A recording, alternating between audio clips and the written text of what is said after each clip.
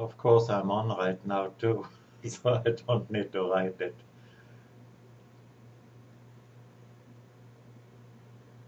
Um, what should I say?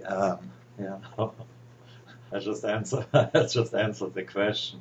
It's really up to you how you're using it, how you're using the runes, and what for. And that goes with just about any system, not just the runic one. You know, the way you are using it, that's how it comes across. And what I'm doing here is basically a startup to classes, and the classes very likely look very different from what you see in the course. And it's an incentive. The course too, I want to repeat that over and over again. I may not have done it enough in the course to really go it your own way. If there is ever any, if you have an idea that to you appears more useful than what I'm writing, go with your idea. You still can go back and do mine. And it's the same thing I say about those, about the rune songs, as I call them. Remodel them to your own use. And you may use mine as an example, you may not. simply use it the way you find it best, the way you tune to it. Of course, I do 18 here. You could technically make more or less. I like the 18 approach. It is fairly new. Of course, you had the 16 before, and the so-called elder food circuits.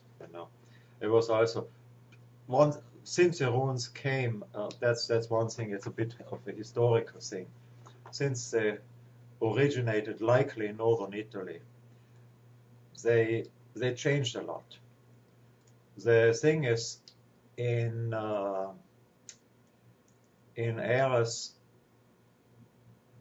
where you have a small population, all with the same language, that's a historical thing, there an alphabet developed, so they could write the words.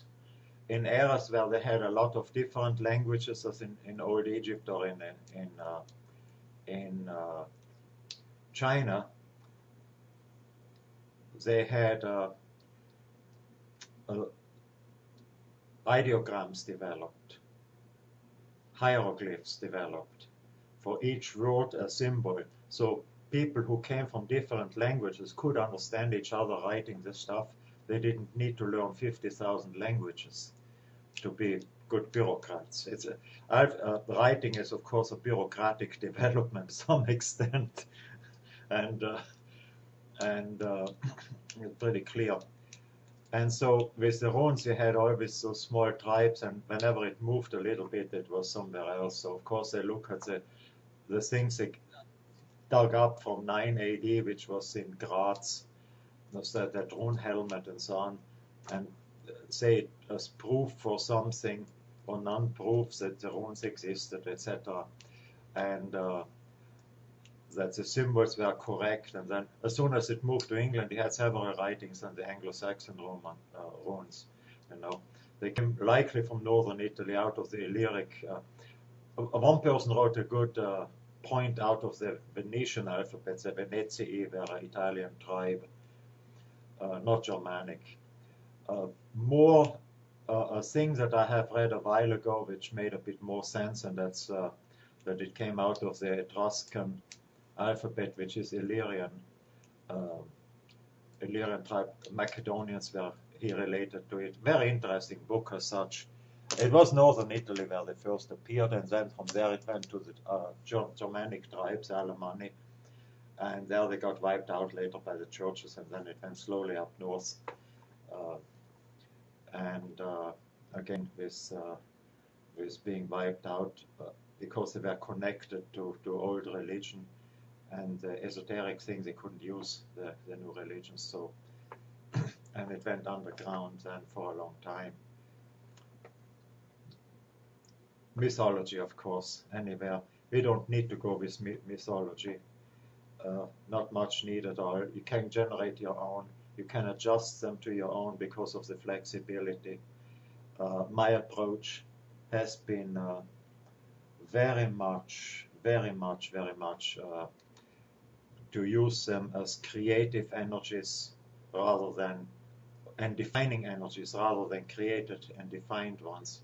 In this way, I could actually use it above to what we call the gods. You know, those energies, planetary energies, are well defined. You know, I refer to them as Kabbalistic energies in my courses. However, there are parts of the Kabbalah which are also very well defining energies. You know, and you can use a lot of that also as defining energies, except I'm using it as well defined, and a typical approach which I had a lot when I did something pretty massively magically. I put a rune circle around it, took a basic rune, and then had Kabbalistic energies inside, or Kabbalistic related energies inside. So, typical Western magic as such. So the above and below, yeah, is pretty much there, because those dimensions as above as below, if you go from a mathematical point of view, the dimensions as we perceive them, the space stuff that we perceive, whether it's a three-dimensional time or three-dimensional space, those are human ways of mapping stuff out that exists. And the above to below has a much more connection than I may assume. I like to have it also. This is an introduction to lessons which I want to give, and each lesson with an incentive to generate your own when I give a lesson, and interaction in part when we have the time. We'll do that here as well, and but also I want to hear your own developments when we do those courses. As I said, future broadcasts will be like this, joint ceremonials will be like this. Rune mythology, no hierarchy, are rejected from the word go. The person who translated my courses into Japanese, he had about 200 students, I had about 800 here, and he with the original Knights of Owens, and he wanted a hierarchy, and I just said I just can't. You know, it's, for some people a hierarchy is very important, and they almost cannot progress without the hierarchy setting. It's just not my bag. You know, I never have been part of a group. I was very briefly Amos Rosicrucians. With the first initiations, they did a thing where you draw a cross on a mirror, and when you see it not sharp anymore, you know you are in connection with your inner master. And I knew that as a hypnotic trick since I was 16, and I did that at age 19. I dropped out. You know, I didn't want to deal with it anymore. And yet, the Amos is an excellent group. You know, I don't put them down, or so. I just didn't. You know, it produces a lot of help for a lot of people. I don't do it. With rune initiations, I have them, of course, in the course, and a lot of people may be surprised as when I come like this, and they actually almost put my stuff down. I had a person from Ghana come to Atlanta for an initiation, and I set up my rune circle, of course, but I did an initiation I've never done before. Much more, I call it more advanced. You know, it's much more flexible. And this guy actually has the best initiation I ever gave personally. And I want to do something even better when I do this course. And maybe it's a joint work. What I want to show with runes today, I want to get into it a little bit. You have noticed perhaps with the course already, using autogenic training approach is excellent. Using the universal consciousness approach is very good. Except instead of the 4 elements, you could actually set it up with the 18 runes. And it's a bit more massive. it's well worth doing it. Or just do it with a few runes that you choose. Similar as the Cosmic Consciousness course. Get into that as well. What I want to do right now is, and I do that also with the classes, if you have a generator with different frequency settings, go to the lowest setting possible. Otherwise, if you don't have one with a frequency setting, but with fixed frequencies, the AO1100 will work for what I do now. But draw a square, and I say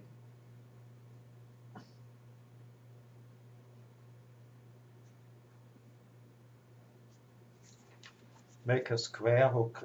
Here it is. Inscribe the two diagonals. On top, capital L, about the way I have done it. R, T, and V. Draw that, because I want to transfer specific low frequency and then up it to a high frequency, so that you get the experience.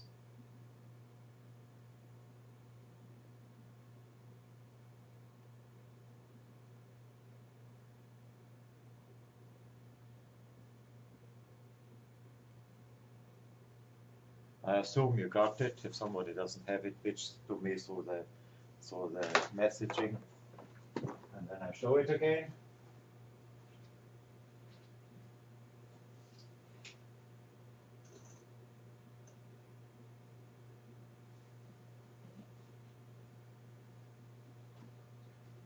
Now put it about 2 feet away from you.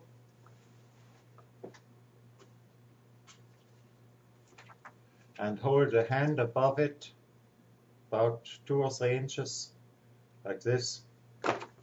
Relaxed hand. My good old joke is have the fingers as crooked as a TV evangelist, except those people are necessary and good too. But I make my nasty jokes about it. I hope some people make nasty jokes about me, else I wouldn't be important. Politicians, typically politicians always look in the newspapers where there are bad jokes about them. If these jokes disappear, their popularity disappears. So anyway, so check it out. It's a very low frequency, and I do that on purpose because that's a very slow pulse where I can get into a very deep meditative state, which is excellent for some rune work. And I'm selecting now a rune to draw or connect with. And I choose here the rune, which really is calming down. And you saw that already, how it looks like. Of course, I put that on. I show it also for people who are at the beginning. You know, draw the rune onto a piece of paper and put that paper right on top of the transfer that you just drew. Oh, LVRT is correct, yeah. That is correct.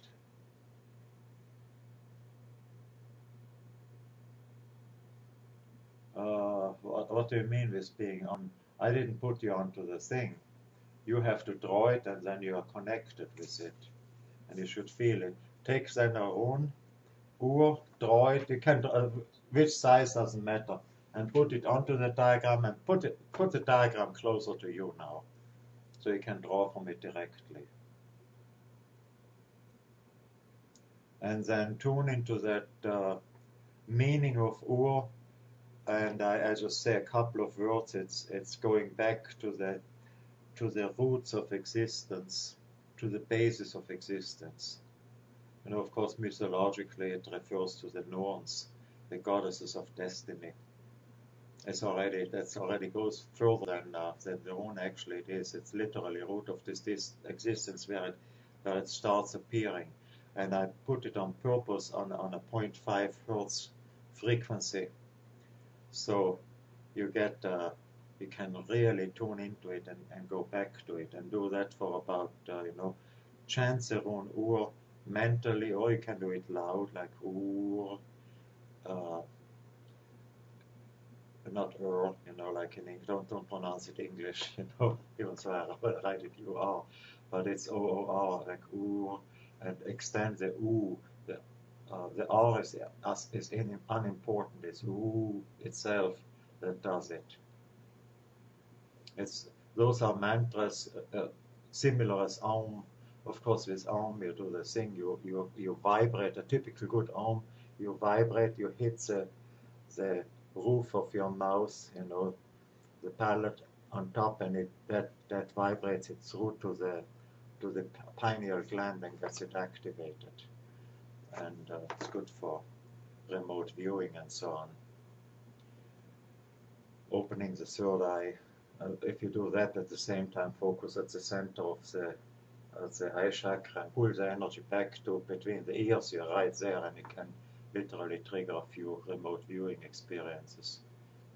And with their own Ur, of course, you can get the experiences into the roots of existence. And of course, Ur is a very good healing runes, right from the root of where the disease originates.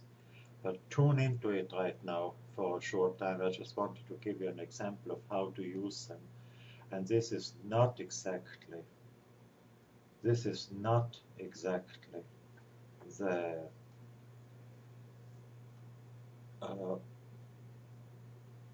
it's that healing. It comes naturally. I'm tuning into the one Ur too. I'm getting lost a little bit. It's very interesting at times, You just focus into it and it comes naturally as it comes, and the words don't even form anymore as well.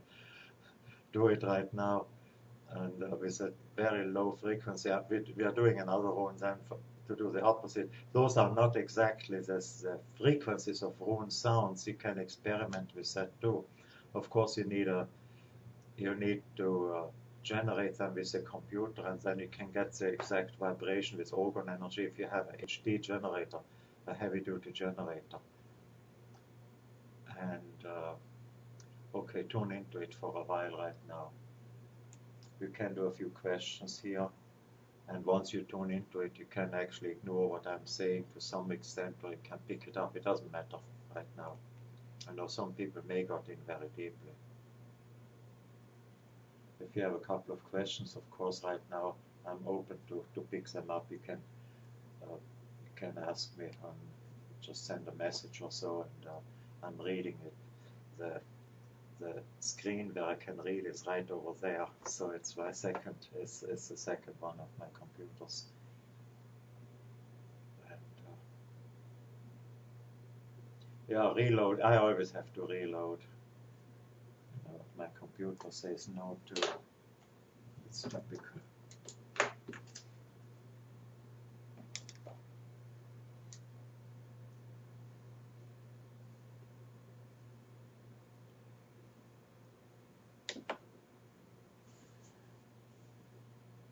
Yeah, ease.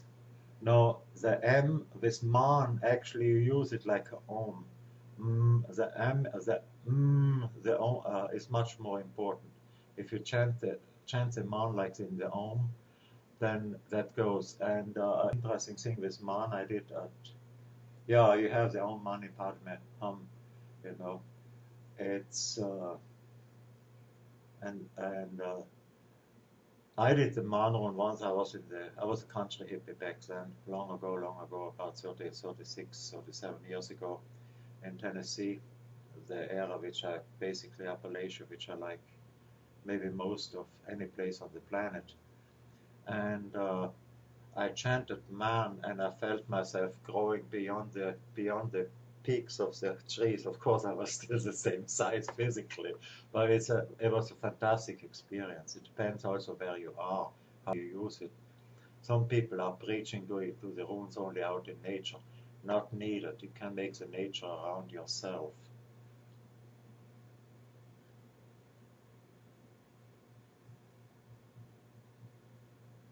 What do you mean with version that has the power to draw the rune energy?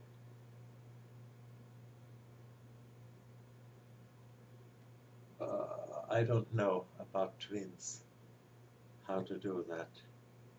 You know, if it's one egg, or I have no idea. I have no idea about that, if it can be done even.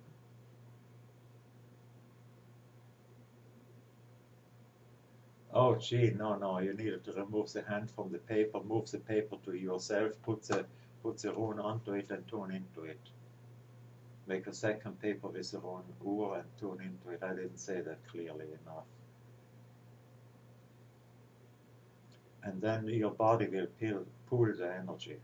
I just did it so that you get a good idea of it. And tune into the rune. You probably tuned into it okay anyway. It's not a big thing, but I'm getting a good laugh sometimes when I do a transfer and I forget to tell them to move the hand, and people take it too literally. And here is a good example. Don't take, when you read something that I have written, don't take it too literally. Develop your own system. That's more important than anything else. You know, if something doesn't work, you still can use my system, but develop your own. There are more approaches to, especially creative runes, are more approaches than living beings in the universe. You need to develop your own. Of course, I can help here. And the rune yoga, I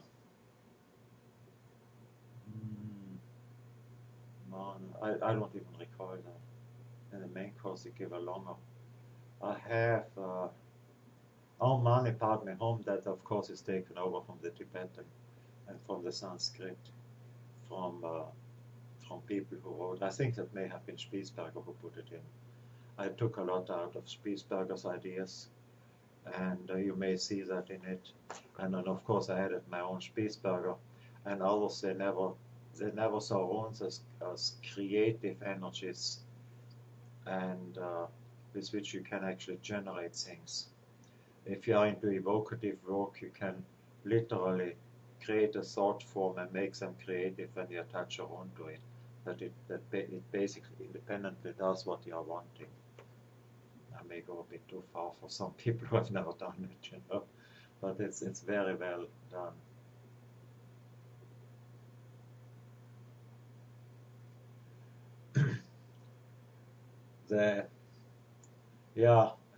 I'm not so sure about the yoga connection. The rune yoga is a totally different approach than what I see with hatha yoga. It's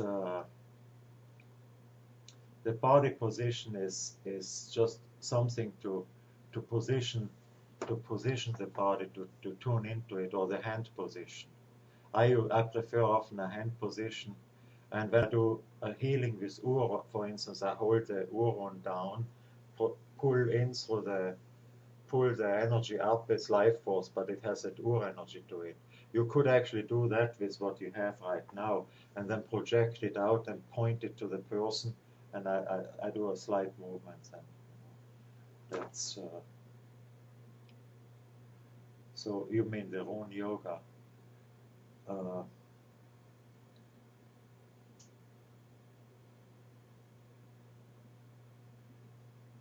Ease in the wrong course. Ease in the yoga, but ease is in the wrong course. Both there. Yeah.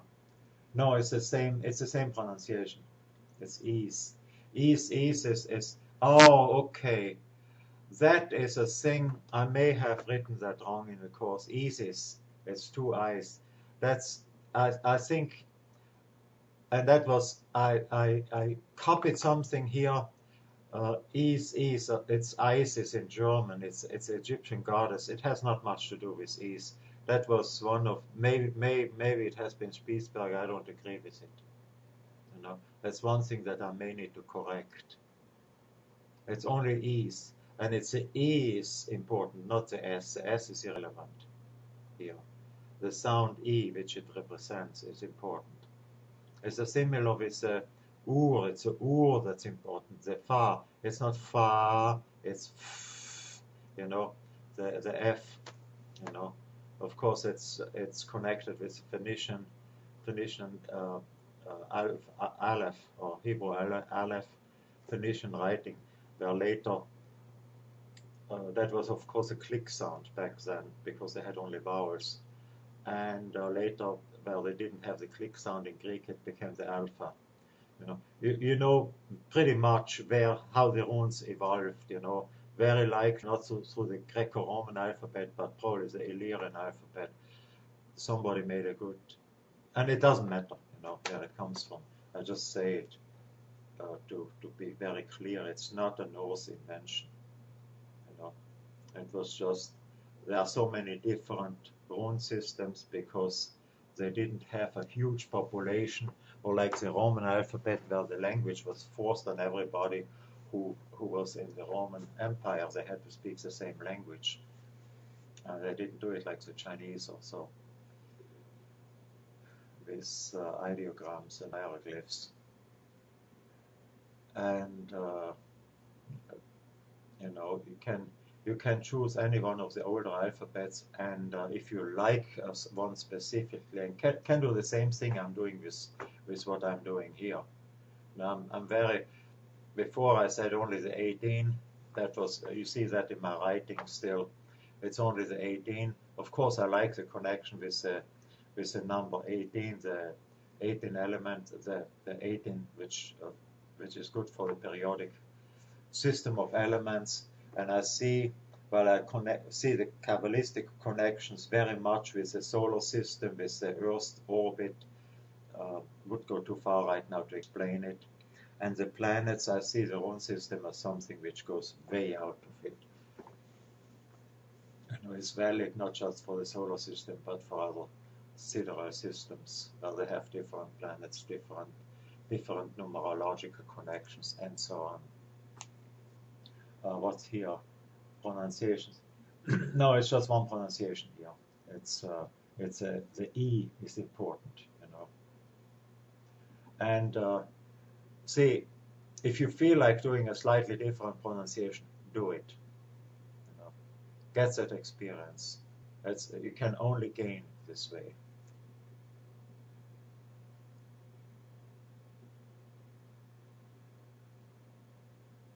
Goal in a soccer game. That's pretty neat.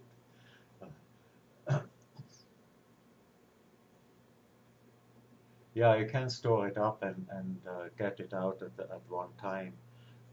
As I said, those are creative energies. They are extremely flexible. If I have a well-defined energy form, like some kind of Kabbalistic spirit, let's say an example of that, and I consider the Old Norse gods not much beyond Kabbalistic spirits. Those are mythologies which had to develop. I don't go for them at all, and not more sad about my background, but I like creative energies, and I generated a few thought forms which are, in my opinion, beyond the collective egregores, call them gods or whatever, which humans created. And I'll bring that up very likely in the course, not right now, would go too far. Second here, you get when you tune into a specific rune, not only do you get a link between Aramaic and ancient language, or ancient language and runes. No, I don't think so. You talk about the Aramaic languages. No, Aramaic, that's just, that is actually the original Jewish language, the Aramaic, not the Hebrew. Hebrew is a mixture of Aramaic and Canaanite. Somebody taught me that he was a Jewish person who lived one street away in Berlin from where I lived, and then later he owned the house where I stayed for a while with a girlfriend of mine. That was real funny, and he said he was in Berlin at the same time. We never met, and he actually gave me an interesting book where I learned some Yiddish. I learned Hebrew before, and he told me that Aramaic is the original language, and the Hebrew is actually a mixture of Canaanitic with Aramaic, and Aramaic stayed with the population. I found that fascinating. I don't know if he was correct or not, but he knew a lot of stuff, so very likely he was correct. I don't see a link between Aramaic and ancient runes and runes. However, I see a connection to the Phoenician, Hebrew, Greco-Roman alphabets, and very likely it's Illyrian. And one person made Venetian, which is similar to the Illyrian. The Illyrians, of course, are not Italic peoples. They are kin to the Albanians today, and they were kin to the Macedonians, were also Illyrian, not Greek. That's history. What does it matter? It's an alphabet which came through some path to the Germanic people, and they were the last ones who used the runes. Back then it was not the runes; it was just an alphabet which was taken over. Similar when the Cherokee alphabet was developed by George G. Sequoyah in a cave. I saw that cave; it's a pretty neat place. Then almost immediately they used it for magic. He made a syllabary, actually. Very interesting, the Cherokee alphabet. So that's just happening. It's something that other people can read. Of course you use it for magic then. Of course you use writings that other people cannot read for magical purposes. It's not secretive. It's just it's pragmatism of the people who do the stuff and who want to stay in business. They can as well use your everyday writing and develop a rune system even out of this. I would use the other one because there's so much attached to it. There's some ideas attached to it. It has been developed and it is structured for the purpose right now. The way I have approached to it of triggering creative energy, and each rune has a specific creative energy to it. And that's one thing we can explore and we can develop for ourselves. And out of it we can get an extremely effective way of getting things done.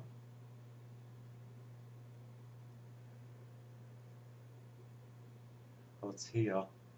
2 rune circles described, always 18. 16 plus 2. The 16 plus 2 was the first one. And I think they are equivalent, And the second one, the 18 goes hand in hand with the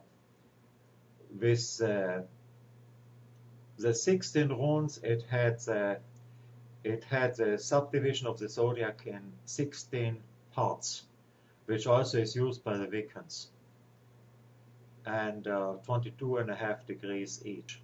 And again, with the 22.5, it has not much to do with Kabbalistic, because the Kabbalistic numbers are always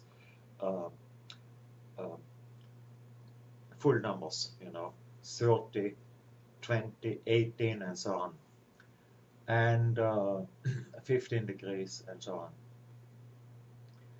So, and the subdivision into 20-degree sectors has to do with the 18 runes. As I said, it tunes better into the. I used it later because I found a lot more. I found it better for what I was doing. Still, use the 16 plus 2.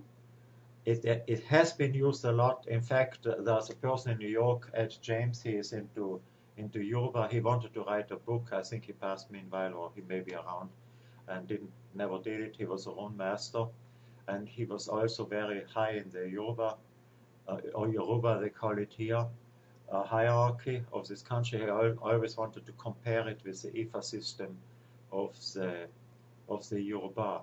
Humans are thinking similar all over the planet, and specific structures are, of course, dependent on the culture in which we grow up and so on. But it's very, very similar thinking that comes independently. It's not necessarily one transferring to the other. The Yoruba religion, which I consider very similar to the Greco-Roman one, and I think it developed by itself.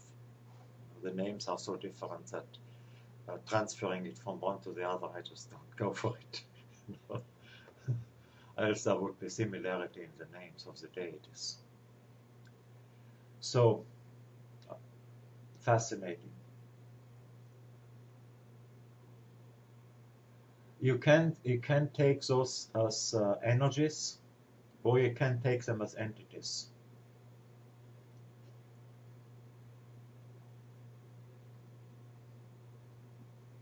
I do both. In principle, I'm not into gaseous mammals above the clouds or below ground. That's me. At the same time, I have no problem supporting charismatic churches because their reality is just equivalent to mine. And I do it.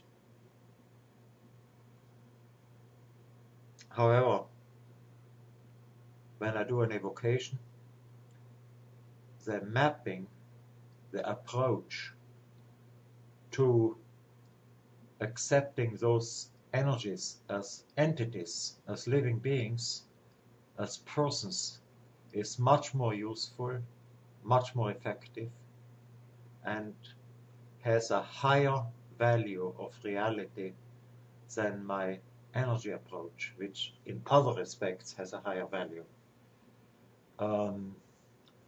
Long ago, I realized that any set of things that we know, any factual basis, compares very much to a system, undefined system of mathematical equations. You have less equations than factors unknown, which means you have infinite many equivalent solutions. So my principle of tolerance was always to let the other person, their beliefs, because their approach to reality is equivalent to mine. There are as many objective realities as living beings in the universe. And based on that very simple principle, because we don't know everything, based on that very simple principle, the claim that there can be only one truth is the biggest idiocy that ever developed on the planet. And out of that idiocy developed a lot of intolerance. My principle of tolerance is let the other person believe what they do because they have an equivalent approach to reality. It's an objective reality. While most people see tolerance as leaving the other people believe what they do, even though they are wrong. I don't agree with that. So I can easily, therefore, using that, I can easily shift from one mapping, as I call it, or from one approach to reality to another one, which is more useful for what I'm doing. Of course, when I evoke, I'm dealing with personified energies. When I use the energy approach, I see higher order energy complexes. When I attach a rune to an entity like this, I see a almost rigid entity of what it's supposed to do, a Bardonian entity, if you know what I talk about, Franz Bardon. They are very, very well defined what they're doing. I attach a rune to that. And I mentioned that in the beginning, a rune circle and then inside well defined. Then that energy has much more flexibility, and that's the power of the runes, and can get the thing done through channels that I don't think about it and sometimes cannot think about it. It just gets it done. So it's a more powerful magic, and that's some credit I take for attaching that to the runes, because it hasn't been done before. They took it just like any other system of angels, devils, spirits, and ghosts and demons, whatever exists there. And then they were saying, yeah, ours is correct, the other one is wrong. It's how do you say? I like to say it's fecal matter coming from the rear end of a male specimen of the bovine species. What's here? Hammer of Thor is based on. The Hammer of Thor is based on mythology, of course. And it's a neat thing. You throw it and it comes back. I think it's a tool to learn more than the tool to use, to realize how flexible those energies are.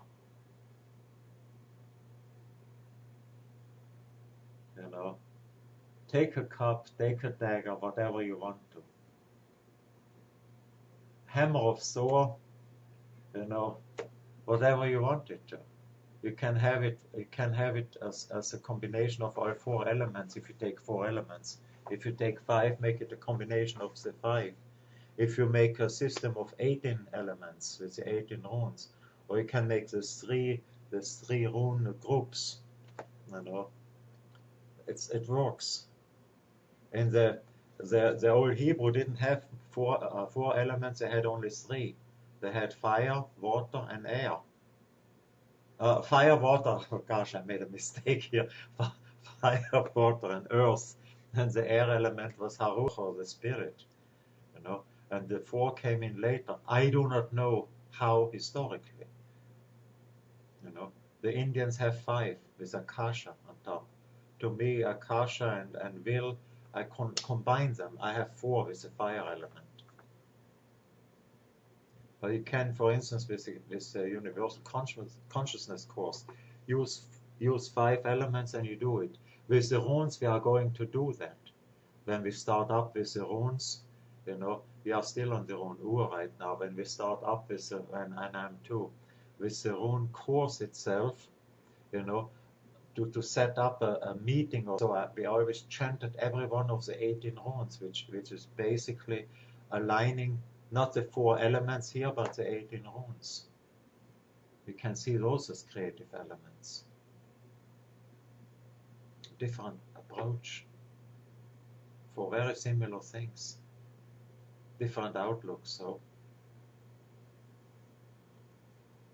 some of it is more effective, some of it is less, and the skill, of course, is to see which ones of the outlooks, which ones of the systems we want to use.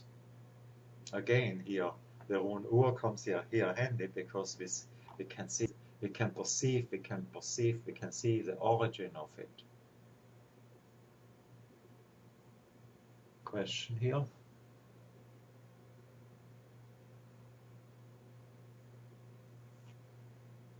That I cannot answer. To me, reincarnation, I consider it a scientific fact based on structural linkage.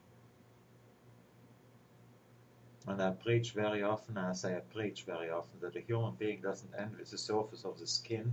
We live in an environment, if we poison our psychic environment, we have to live in there. So karma is a structuring process till we clean it up again. And sometimes it cleans itself up, and sometimes other people help us to clean it up. You know, and we help others to clean it up. So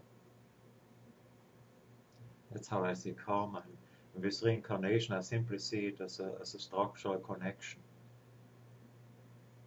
And I do, personally, I do recall a few of my past lives. I have flashbacks, and I think I know the difference between what's illusionary and what's not. Let me say, I think, you know. But I think I know what happened yesterday. You know. I think I know what I did yesterday around noon, focusing into it. I don't recall everything I have done yesterday. I talk about physically yesterday.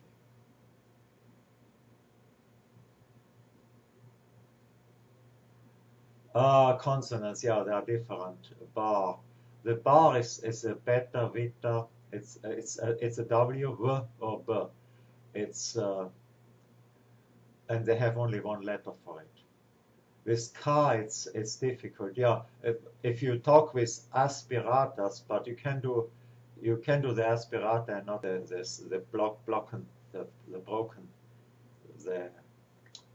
Oh, come on, I don't know. I don't know the English words for it. The R or B is the same thing. The F and P are the same. It's the same letter in some alphabets. Actually, it's the same letter. You know, depending whether you have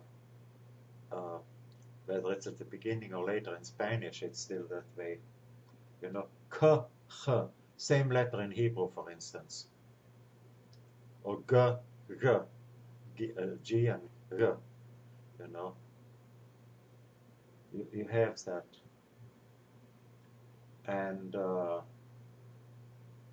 yeah, you call it explosive K or P, you know, P, F, you know, it's the same letter in principle. And whether you make it as a continuous one or a aspirata, that's up to you. For instance, the famous TH sound, in Sanskrit they have 4 letters for a Z, for a S, for a Z, and a Th, you know. In English it doesn't even exist. Like T, the T and the Z, the T and Z, you know. It's a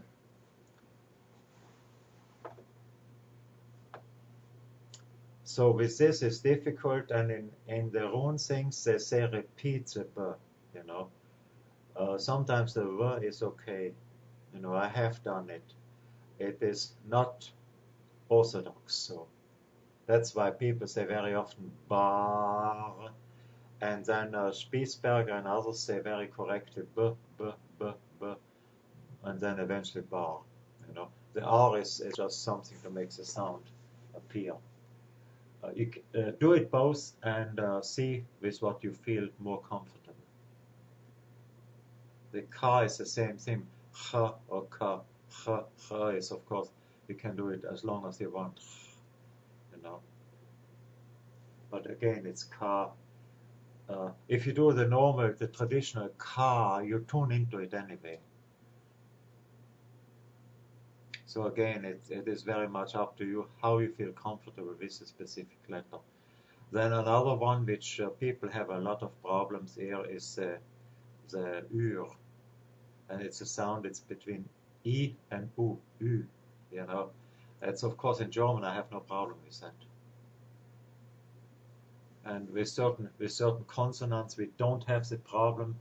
The Germans they said torn for the third letter, you know, because they're unaware of the TH. The old Viking had the TH, the thorn letter, you know, and it's written with TH. The Germans wrote it with TH. They couldn't pronounce it unless they learned English. But then they were so rigid. The original runesters with the 18 runes, you know, it's.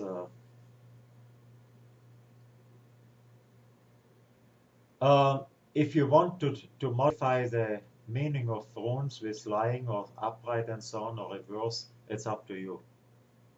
You know, just visualizing it will work.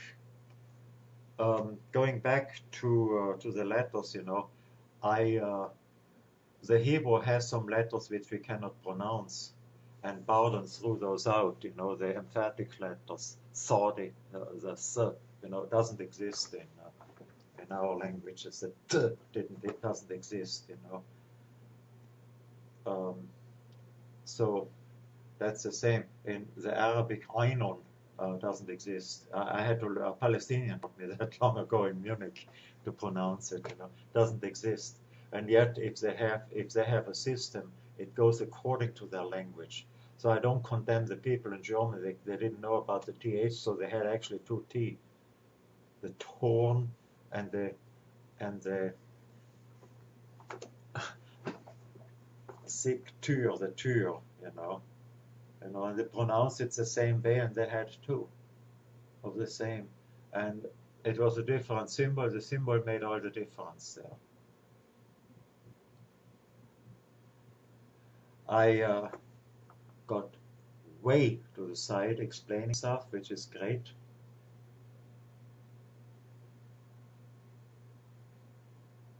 And deed formed, work formed to work after with the works I'm doing. It's a continuous process of creation. A continuous process of creation there. Going further is, as I said, I'm going to do joint in the classes that I'm setting up, joint ceremonials, partly discussions as we're doing them right now.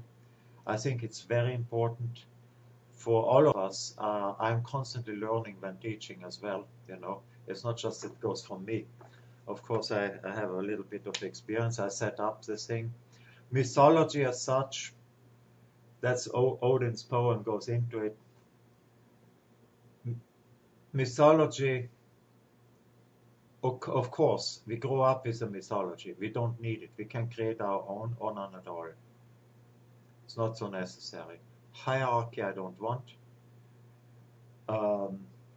Approach, runes and autogenics. You know, I use that a lot. That you see that also. The rune songs you can do your own, you know.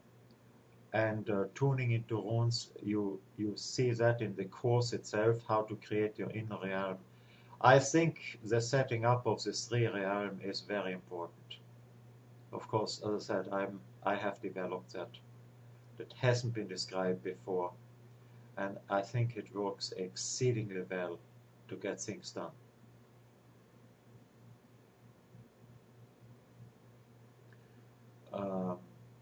Especially that connection between realms of creation, inner and outer realm, to get that connection going.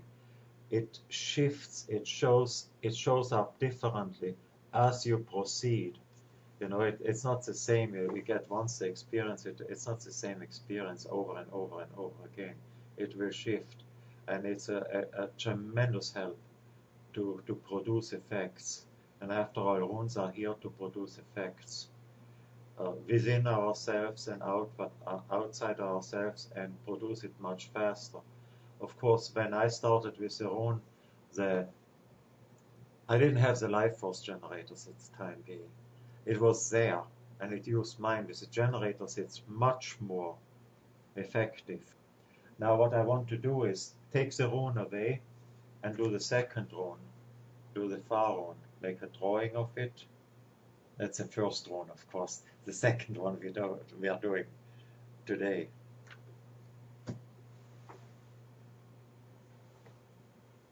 And draw it, and I change the frequency now. Now you hear everything I've seen at last.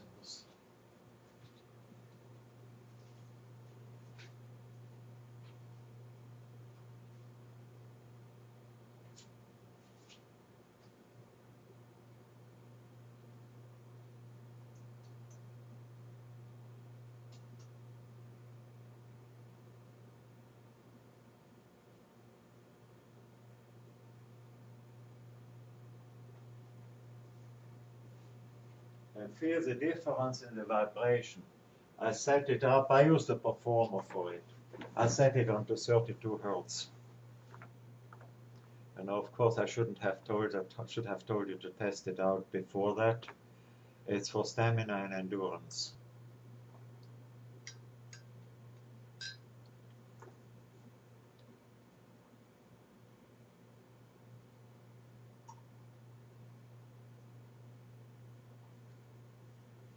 Yeah, if you generate a thought form, I'm answering the question with inner and outer rune realm.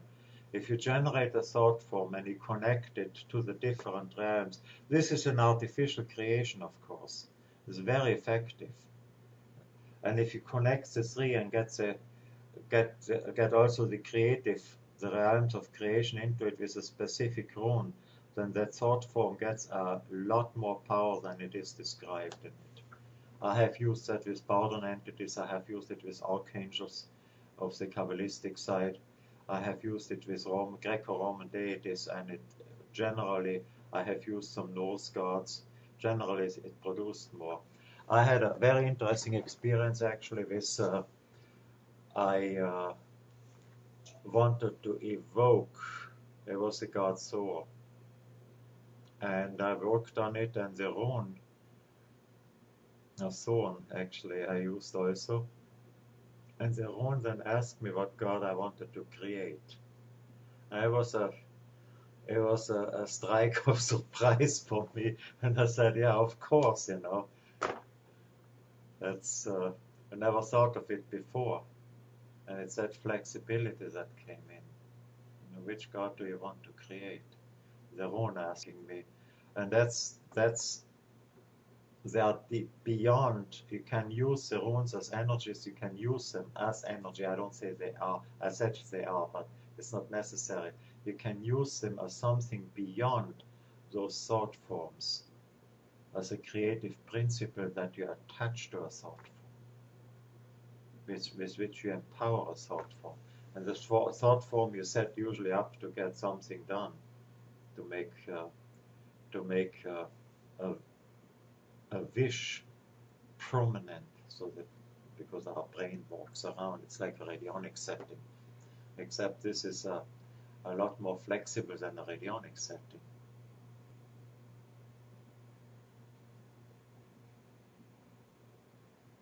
Of course, with the course which I'm setting up,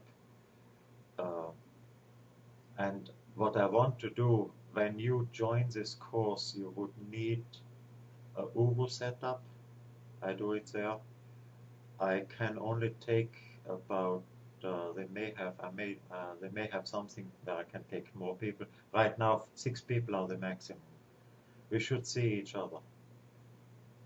And of course, I'm setting up our own circle. You can set up yours, and it's literally a combined work, also towards combined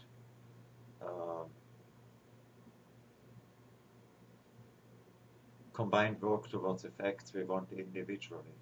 It doesn't mean that everybody has to help there, but it's just getting the ideas and then coming to a point where things work exceedingly fast. I mentioned before about, that was in the session before, I said about evoking something within a few seconds. It's no big deal. Of course, it takes a while to get there. Anybody can do it. It's just to change our whole outlook, to change our whole connection with the inner and outer universes, or generally with the universes in which we are living.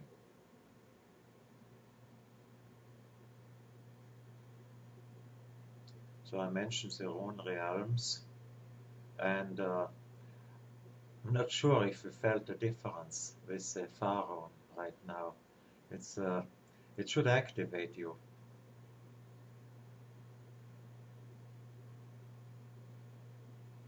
It certainly goes through to me, because I have a connection with it through to the same generator. I have a connection.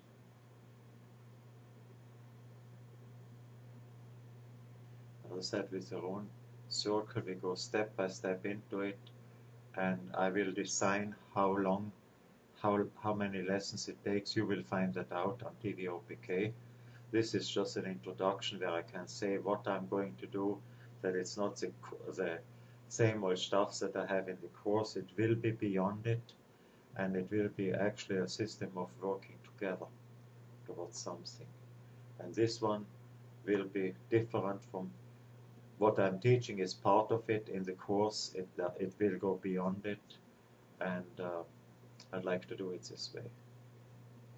It's a method of cooperation. You decide if you want it, if you want to join in it or not. And that's totally up to you. I'm open for questions right now.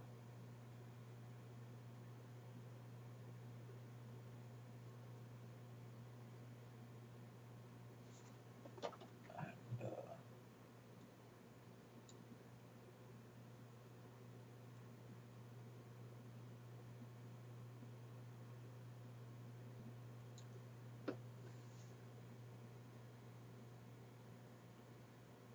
and otherwise, you can basically, well, I'm open for questions, for quite a while. It doesn't need to come immediately.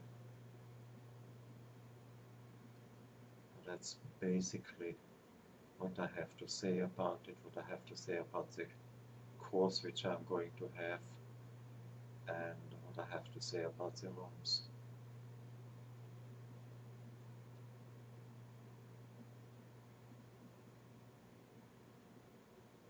It will be room by room.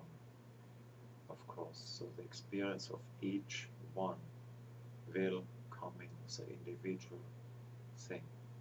Right now we did 2 of them without telling much, because I assume most people have actually studied part of the course.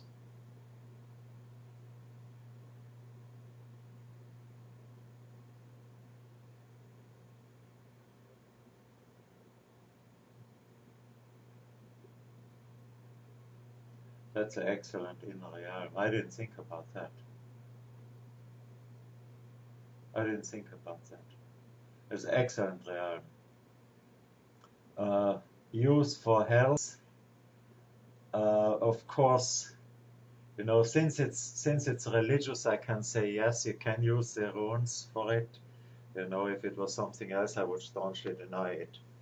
But since the runes are seen as a religious approach, as far as a religious approach, I can say yes. Use the Urun and find out. I still would say you have to go to a health professional rather than using runes.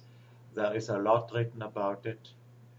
The old connections between runes, and to join, nothing is needed except for your word. You know? And I will charge for the classes. That's clear. But to join, it's you know, you just need to want to join. I genuinely hate hierarchies. I try to get some people who are members to generate a hierarchy for some people who need one can get it for as long as they study and then get out of it eventually. Personally, I never liked them. So that's, as I said, joining, yeah, part of it as soon as you work it. You know, that's how I see it. That's, I say, take it or leave it, you know. I just, no, you have to study 40 years and you have to go level 1, 2, 3, 4 to level 666, you know. And then you have the uppermost thing. Making nasty jokes, of course, right now. I love to do that. I'm childish, and I won't stop doing that. But for health, it's really something that I have that in lesson 2 with the necessary disclaimers. But you can see that since it's a religious system with the runes, you can see that like any charismatic approach. You know, a charismatic church also would not say you shouldn't go to your doctor and etc., etc., etc. Typically, they don't say it. They just say go in there and work. You know, in this case, if it's a charismatic church, believe in the Lord and your holy water that you drink. You know, and you get healed. That's fine. Sometimes it works excellently. It works in ways that a doctor cannot do. Sometimes it doesn't work, you know, so you cannot completely. It's worth doing it. I hope I answered that right. You know, as long as it is, that's great. You know, I don't want to join either. I'm not a joiner at all. As I said, I genuinely dislike it, and some people really try to push me for hierarchies, and I never wanted to. It was just that I don't know. The one that I use, the rune which I use, and you can see that in the course, the favorite is the Urun. The other stuff is based, there is a connection between runes and this and that, and it's based on a medical approach which is at least 100 years old. It's obsolete. And personally, I wouldn't use it. The Urun is something which where I feel personally I feel a genuine help, but for specific problems I don't know. You know. Hopefully somebody, and for that we have to have a hierarchy, and maybe even a rune church again or something. Somebody may develop a system which is more up to date. What I have read from the old rune stores, and I never got into it myself, what I've read from the old rune stores simply did not, I just couldn't accept it personally. it may work. You know, you can read it. You possibly can read some books somewhere and find some connections. I cannot support them. You know, it's too obsolete. You know, if we work with something, modern medicine has done a lot in developing new methods. You know, don't forget it. I never needed a quack in my whole life, but if it hadn't been for their approach, you know, humankind as a whole would not know. We wouldn't know as much. I did yoga when I was 19. You see that on one of my websites. You know, I was extremely flexible then. I was lazy. I'm not as flexible anymore. But as I said, I have never needed a doctor. And I'm proud of that. And I don't plan to use one. Anyway, so far that. I'm sorry I cannot talk much. I couldn't give you more. If I knew more about the healing stuff, I would tell you. Read the Urun. It has some general principles there. Then use a rune that can help you to get an impression of the situation, and then you can use it to change your general outlook. Your general attitude is not the right word. It's easier said than done, changing general outlook. But it can be done, and runes help you very, very fast in doing it. Hope that helped and it was not too disappointing. Okay, what else do we have here?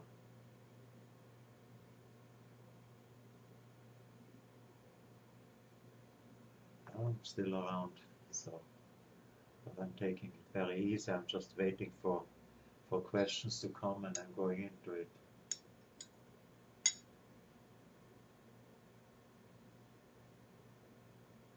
It should stay in a conscious state. It's one thing that I like. That's another thing. One thing I like is a conscious state where you don't attach to ideas that come in. It's like I'm relaxing that way very often. I don't think, which means just eliminating thought of this. It doesn't mean the brain doesn't think, but I don't attach to what it says. And of course, when you do that first, you know, you just remove yourself, then thoughts come up, hey, I'm important, then the other one, no, I'm more important, you know, and I just ignore it, and then basically you consciously don't perceive the thoughts anymore, and it's a very nice way of relaxing for it. And it just takes a few minutes, you know, or a few seconds even. It's a very good way of relaxing and then getting into something new. Attracting females. Rune, that's with the rune poem. Tune into it and see if it works for you. That's one of them that is used. Rune, of course, is for unification, for marriage and so on. And that's one thing that I would say. Those two runes, Ur and Ö and A.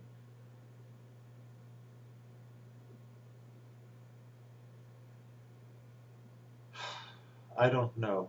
It's a different system he uses. I just use 3 personal realms.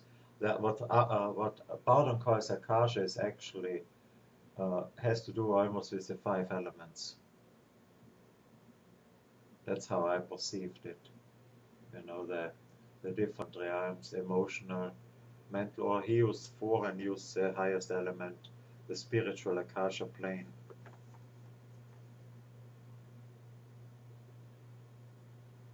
So I don't connect the two. I do not connect the two here.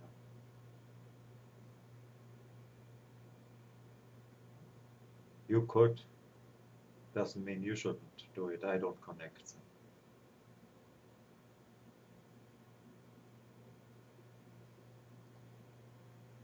Different trends that work jointly, yes, those are the so-called bind runes. I do not have a lesson about bind runes. It has been used quite a bit. the bind runes. And check it out where you find it and generate your own bind runes.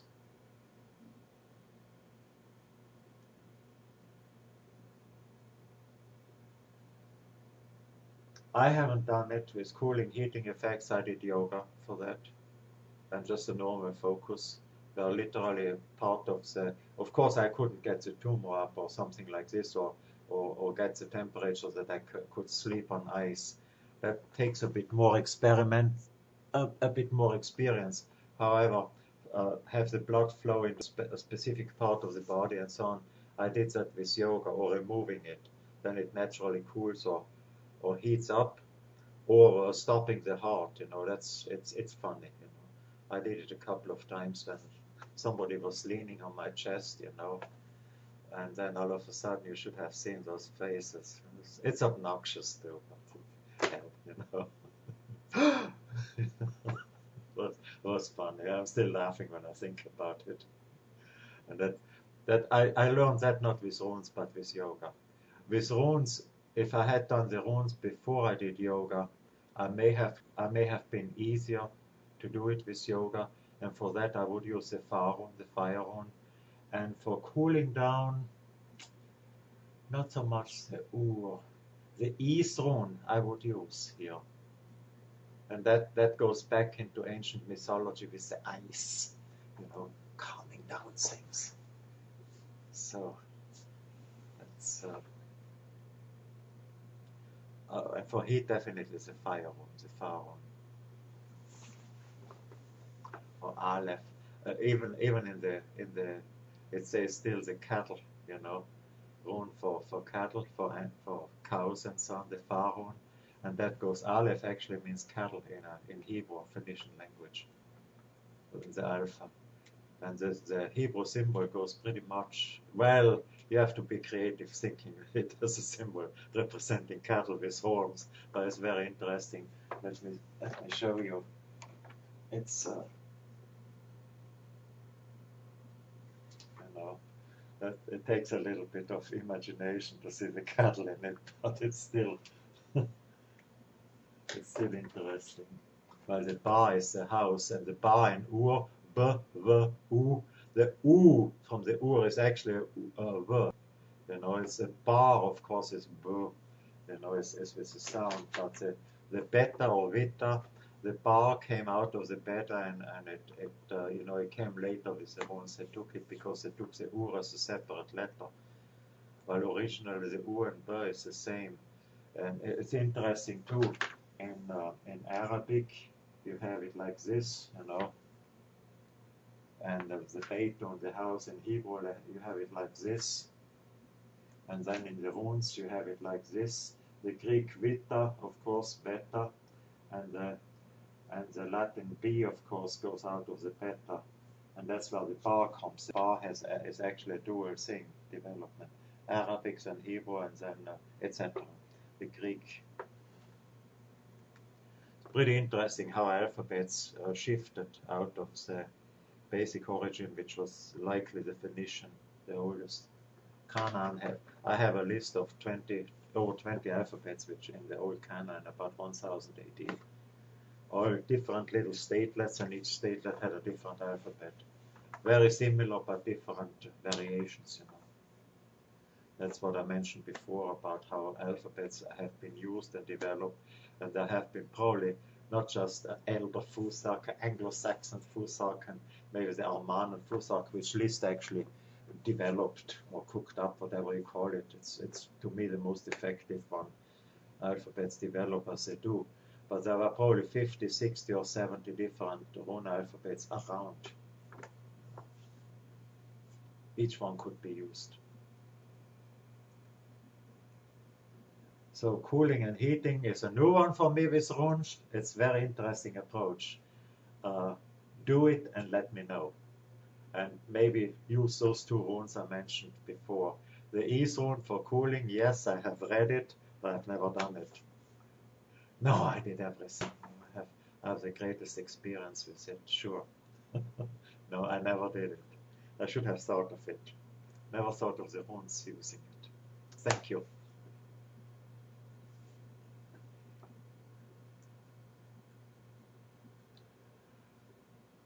I'm still here.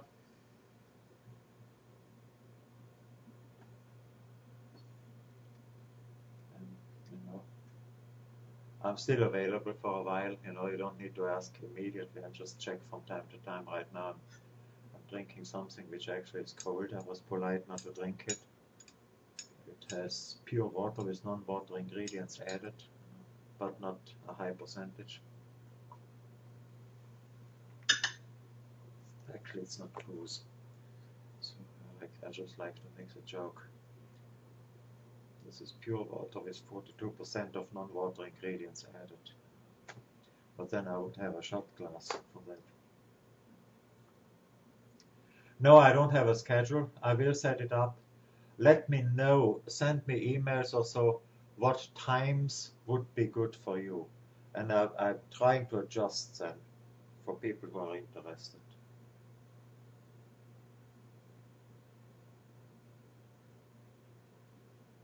What Rudolf book you talk about?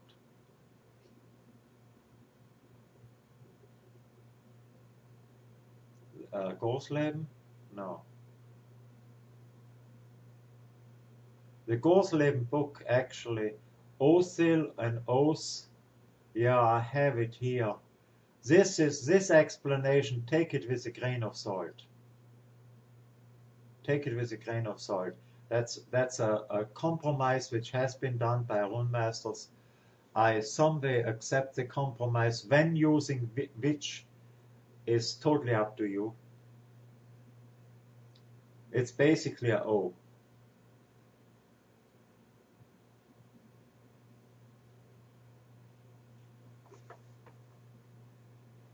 And whatever you feel more comfortable. I feel actually there are also two different positions. That's Großleben. Großleben has that in it too. Yeah, that's a Großleben book. It's not important. He has some very nice rune stuff in it, and at the same time, and plus it's free. With the rune, when it starts, please let me know when you want it, and then we'll send you an email and check TVOPK and the rune class and the rune course itself, runemagic.com, and I will have it there probably up to 2 weeks before. And if you leave me the email, I will send it to you. And the other thing is with the Großleben book, in the footnotes you see I'm making fun of it. I don't agree with a lot of stuff he wrote, but he was a child of his time. I don't want to. It's similar to the Blavatskyan approach. It's a justification of European colonialism to some extent. His ideas. And it basically, as such, it developed. Blavatsky was probably the first one doing it, or one of the first. It developed a totally new mythology. And I'm making fun of it. In the footnotes, I wrote quite a few footnotes there, and I literally make fun of that, of a lot of stuff. What he has, the rune descriptions and so on are good. I like them. Take the racist stuff away, and take it with a grain of salt. As I said, he was a child of his time. Can't condemn him, That's it was just him. We are in a different time nowadays. Thanks the good Lord with his beard. We are in a different time. The rune sounds into notes. I do have a musical scale of 18 runes, and I can send you the exact frequencies of that. In fact, I have written on a Commodore 64. I have set it up that the rune sounds. That I could play the rune sounds on two octaves. It was pretty neat. Of course, it was 18 tones in the octave is a pretty interesting approach, and especially if a musician hears it. And I started 256 with the first rune, not Momento 456 I started. Not that's a basis, not the 440. So it's I would notice a difference. I grew up with a perfect pitch. Of course, most people who have perfect pitch, Mozart may be an exception, but they are not as creative in music. I still love music, so. But that's one thing that was observed. Those people have less creativity in the musical scene. I remember when I could read and write music before I could read and write. Age 4, I was forced into piano. My father always said, you got to put some feeling in it. You got to put some feeling in it. And my idea, I didn't say it loud. That was a bit later. When I was 12, my sister got better. I quit, my younger sister. But feeling. I play it perfectly. I don't make a mistake, Now I say something else. I'm born Virgo, so the precision fanatic. Anyway, so I get a good laugh about it. I couldn't understand that he meant creativity. And somebody sent me a signed copy. Cyrus Chestnut plays. He played the Elvis Presley. I said, oh my God, that whole crap. Then I listened to it and I was extremely impressed because he put his own creativity into his piano. It was fantastic. He puts a feeling into it, which I didn't know how to do. So, of course, I was more, I developed more into math and physics and etc. Still, I love music. Any music. Okay.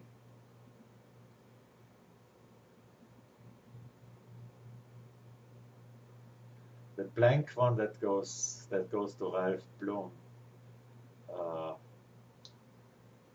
Just use them all, for heaven's sakes. And then if you want to use the 18, just make 18 for it, and you can use, you can use any material with it to make them. But first take cardboard. I used to have 18. I don't know if I still have any left. I got them from Brazil. I may just order them again.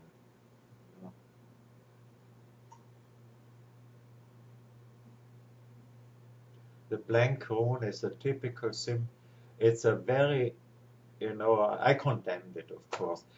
Bloom came out at the same time when I started. Everybody got into runes back then. It was about 30 years ago.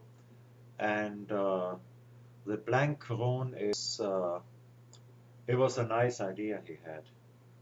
It's again unorthodox. People before him didn't use it, but it's it's a nice idea.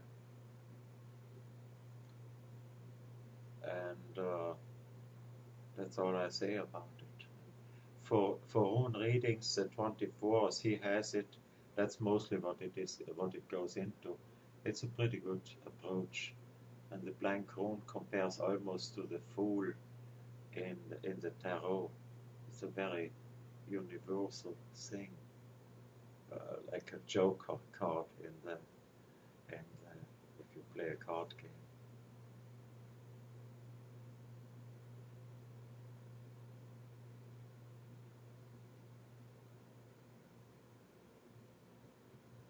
You mix clay with precious metal is a good idea too.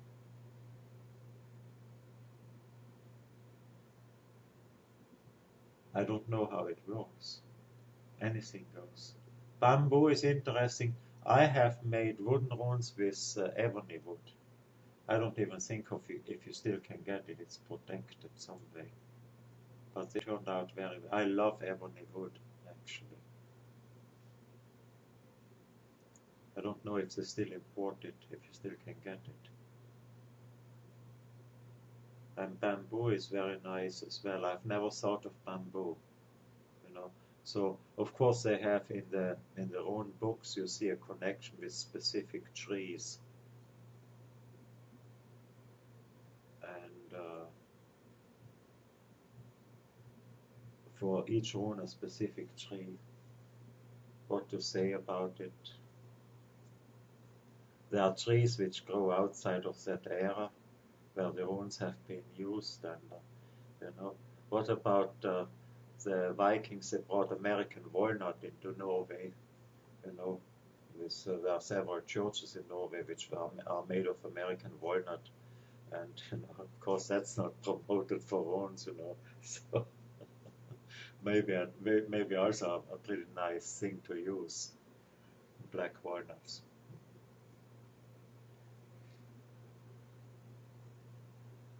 But anything, I had oak, I made oaken runes, but I really preferred and I sold a few in past, a few of the ebony runes. I have a few sticks left. I probably should make myself a set sometime with ebony runes. This ebony wood. It's really, it dulls every saw blade. That's something.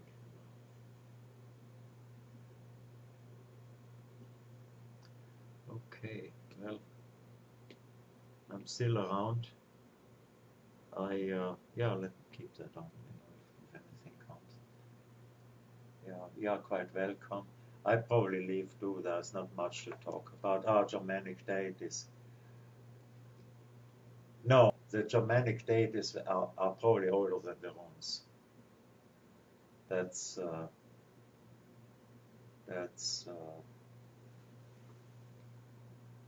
And I think, I don't know how Roman it was. Of course, the Odin-Willian way, the Trinity is typical Greco-Roman.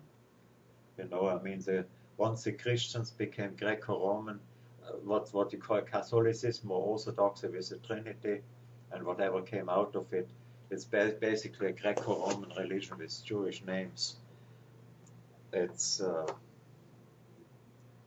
except that the old what is it called? The old gods then became all of a sudden saints. One for the fire, dear Saint Florian, protect our houses, put fire on others instead, and stuff like this. So Saint Anthony, when you lose something, to find it again, etc., etc. And so that's basically Greco-Roman, the Trinity itself as well. Of course, they got them the proof everywhere out of the Bible and ignored what would be against it. And that's pretty typical about it. And similar with the Norse gods, if that Trinity came from Greco-Roman or if it developed by itself, because of the above, below, and middle, that's where the Trinity perhaps is mostly the three levels of the world. That's where it came from. And of course, as soon as the Trinity came, was Arius from Alexandria, Bishop Arius, and he was prosecuted for that. He said there is only one God, and in 623 there was somebody in Mecca who said, La ilaha illallah, there is no other God besides Allah. And I probably said it wrong. Somebody may correct me right now who is online here, but I forgot it, even though I have a Quran.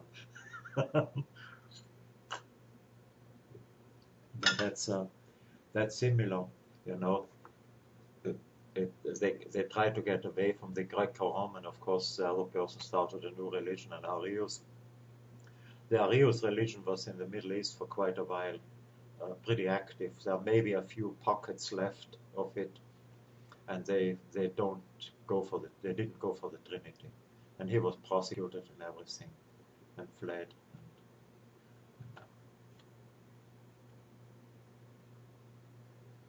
What was it? It was a famous story about Arius. He was prosecuted, and he goes up the Nile, and the other Christians are following him, rowing fast. He didn't have the power. Did you see the Bishop Arius? And Arius screamed back, "He's not far from you." So they pushed and rowed more and more and passed him, Anyway, I think that's a funny story. He did not lie, you know. So, but that's the Norse gods as such existed before. It changed probably from tribe to tribe anyway. You know, deities also changed, similar to the bureaucracies. I mentioned the thing before when I said that the religion which best reflects, and that's how Christianity could take over, which best reflects the mechanisms of socioeconomic sexual repression in a society becomes mainstream religions, and the other ones go to the side. And, more questions? I don't know the fee either, what I charge. You know, of course, don't. If you can pay it, let me know. If you cannot pay it, let me know too. You know, so we can always adjust. But please, if I do a fee, if you can pay it, if it's okay with you, do pay it, and don't cry. You know, because I'd like to get something for it. All right. And it would be great to make your own amulet, engrave the 18 runes in a circle, which I have done, as a belt, without the symbol for myself, because I had the belt around my belly, and I had it a bronze thing like this, and I engraved it. You know, I had the 18 runes there, engraved them, and then I had on the belt, I had plaques which had pardon entities, exactly in tune with my astrological chart. You know, the various genii of the various planetary spheres. So that was a pretty neat belt. I lost it sometime. Somebody actually stole it. It was lost to me. Let me put it this way. I don't know where the damn thing is right now. Hopefully it's thrown away. But that was a nice thing I've done. You can do something like that too. One time actually somebody he saw that belt and he was really against metal. So he tried to show me, he was vegetarian too, I have to say that right now. It's some neat stories I can tell now. And he tried to prove to me that metal is very dangerous for your body. And he used shoulder, how do you say it? Shoulder testing, arm testing, you know. And I had to take all the money out, you know, even the coins. I took the belt off, and then he put some. He did the muscle testing, you know, and he couldn't go down. And then he put some tin foil on my head, except to his dismay, of course he didn't know it. To his dismay, I did not focus on my head. I focused on my arm, and he couldn't get it down. The muscle testing totally failed. And I had that horrible idea. I didn't do it because he was a very good healer.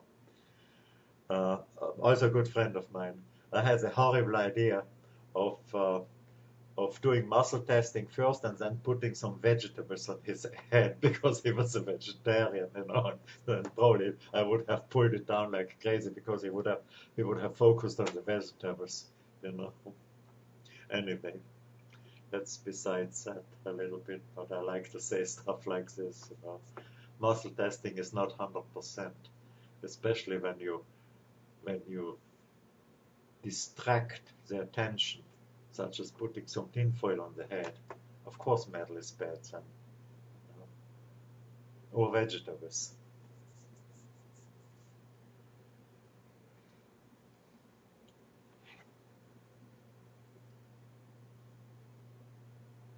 So belt can easily be done. The metal won't harm. And if somebody doesn't like aluminum, they better leave the planet because 30% of the outer crust is aluminum. Of course, you shouldn't eat it, you know. But any clay has aluminum vibration in it. Clay, porcelain, you know, or china as they call it here. That is all a huge amount of aluminum in it.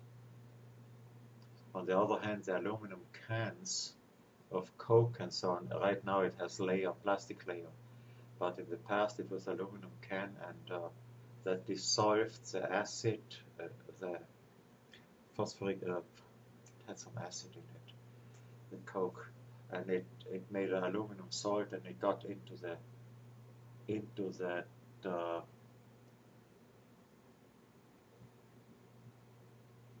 that's what I said with aluminum. I just said it right now. If you don't like it, it works. It works very well because it's everywhere. Except a lot of Alzheimer's disease is actually aluminum, metallic aluminum getting into the body. But if you drink out of a clay cup, it's massively aluminum. Even if it breaks and you get some chips in the body, it won't damage you. Because it doesn't get dissolved by the body and doesn't go into the system. But clay, soil, a lot of bentonite, it has aluminum in it, and it's the vibration is harmless. As a metal, is an excellent conductor for orgonite, so it's an ideal metallic level. My first generators, and I have done some stuff which supposedly couldn't be done with aluminum, worked on, let me put it this way, worked on body energy of people with my first generator in it. I have aluminum foil, and I have some, it was quilting material as the organic matter, and then later I used duct tape. And I used tinfoil on it, and it was fantastic. Those were excellent organ accumulators. And it's the same with aluminum powder. I don't use it because people don't like it, and they, once they see aluminum, they think it's bad, and it may work for them for bad. That's why I don't have it in my stuff. But otherwise, I have no problem with it at all.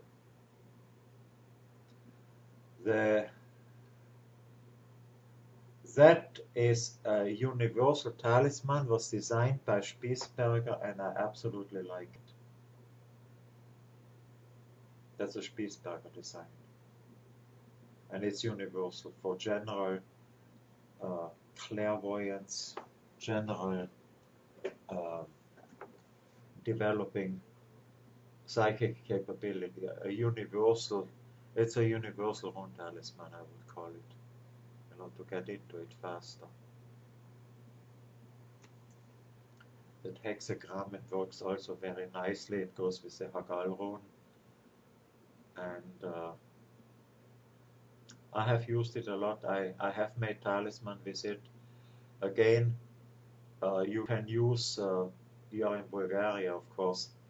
You don't get Radioshack has a etching material for copper. If you make it with copper, you take asphaltum and paint the copper over. Can use wax, but asphaltum works very well. Then you scrape into it with a nail or with a metal pin. Scrape through it, and then you put it into a bath of that etching material. And what you can get, very likely in Bulgaria, you get iron 3 chlorate, which is like an acid. Of course, you could use hydrochloric acid. If you use silver, it's I think nitric acid. For gold you don't etch normally, you scrape it in, But it's a mixture of sulfuric with nitric acid. That's the king's water, as it's called, which dissolves gold. So you don't need to use cyanide for gold dissolution. Of course, that's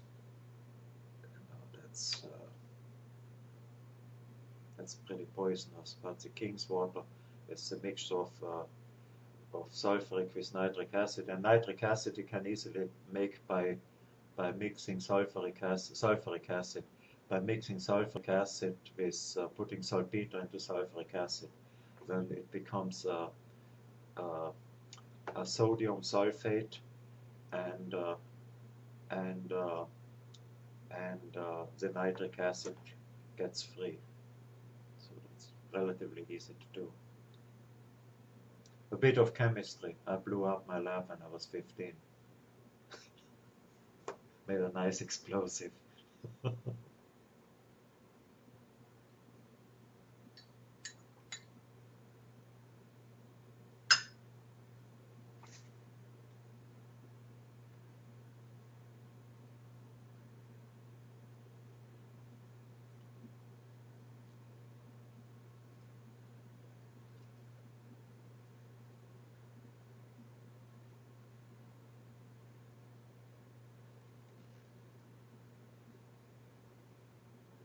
What's here?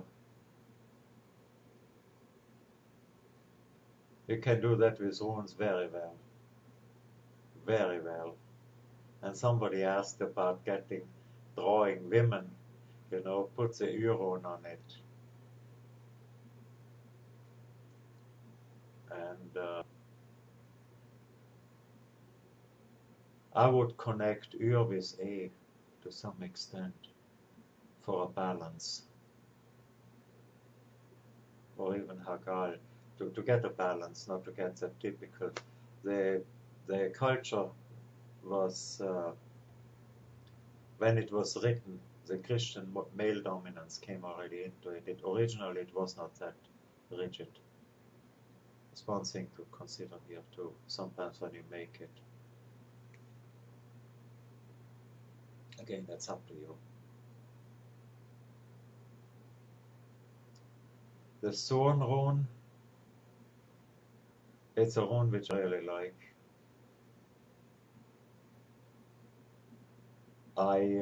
You can do that. On the other hand, as I said, the Ur rune is typical for it and described for it.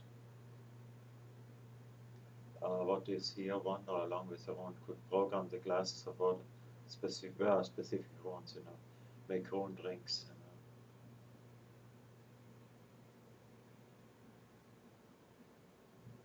Sure, a thorn rune with personal aura. Of course, if it's for drawing somebody, you may want to do more than just a personal aura. Okay.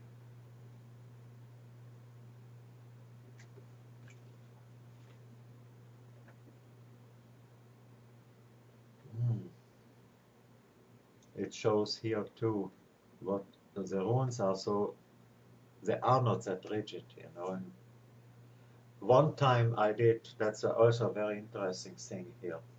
I had a rune class and I wanted to talk about male and female runes. And you see that in the rune books and so on, which one is more male, which female. And then I realized before I said and I announced it. I said they're both, They're way beyond that. They're both. Even some runes which may be considered typically female, they're both.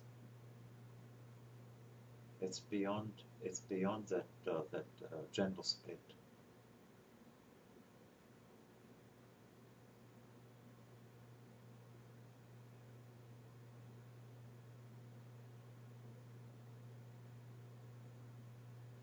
Well, let's discontinue now and continue then with